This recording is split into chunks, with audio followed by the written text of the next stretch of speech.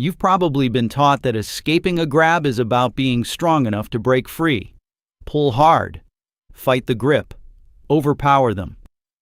But that's not how it works. And if you rely on strength, you will lose every time against someone bigger than you. Here's what's actually happening when someone grabs you. Every grip has a weak point, and if you move toward that weak point instead of fighting the grip directly, almost any grab falls apart no matter how strong the person holding you is. Once you understand this one idea, escaping a wrist grab, a bear hug, a choke, a collar grab, they all follow the same logic. The grip changes. The principle doesn't. Let's go through it. First, let's talk about why strength fails you. When someone grabs your wrist, your instinct is to pull straight back. But you're fighting against 4 fingers and a thumb all working together. You're using one muscle against 5. You will not win that way, especially under panic. The thumb is always the weakest point of any grip. It's one finger.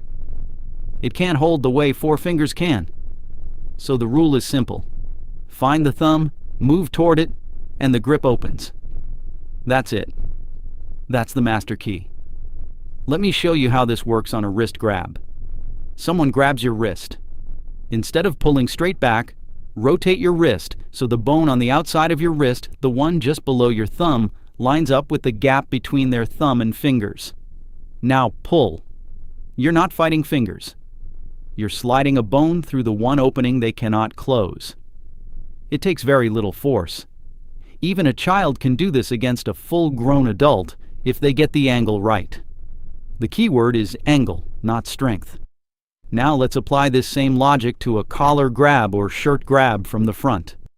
Someone grabs your collar with one hand. Don't grab their wrist and try to peel their fingers off one by one. That's slow and it doesn't work under stress. Instead, raise the arm on the same side as their grab sharply, like a salute, and step into them slightly. This rotates your body and drives your arm directly into the weakest part of their grip. The thumb breaks contact first, and the whole hand opens.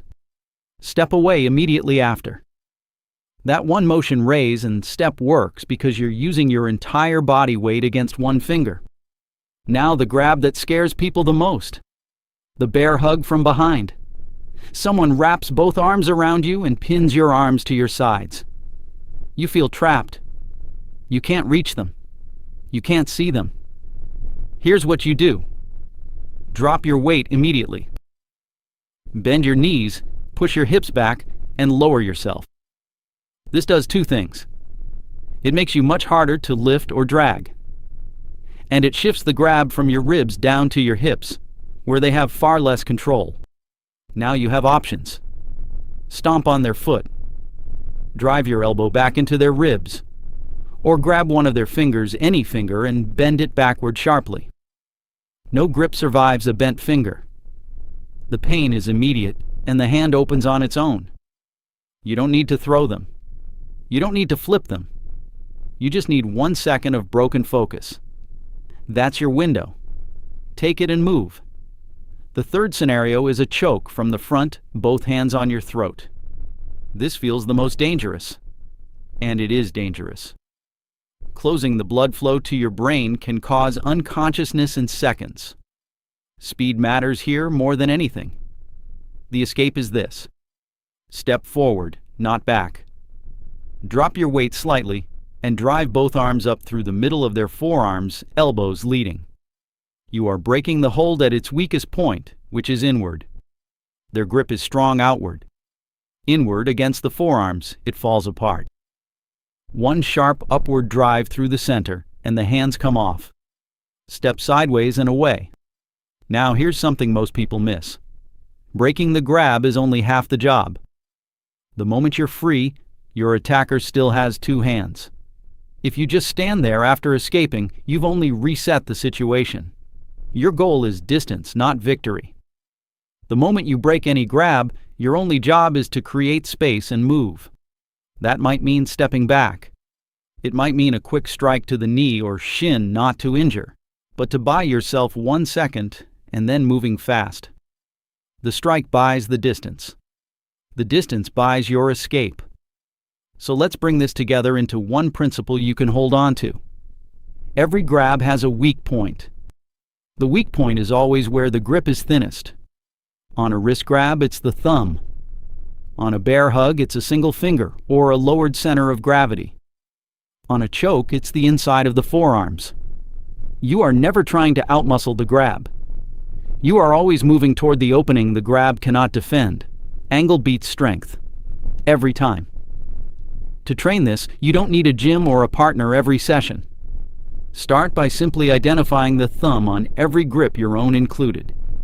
Practice the wrist escape slowly until the rotation becomes automatic. Then add a partner and go light until it feels natural. Most people develop reliable muscle memory in a few weeks of short practice.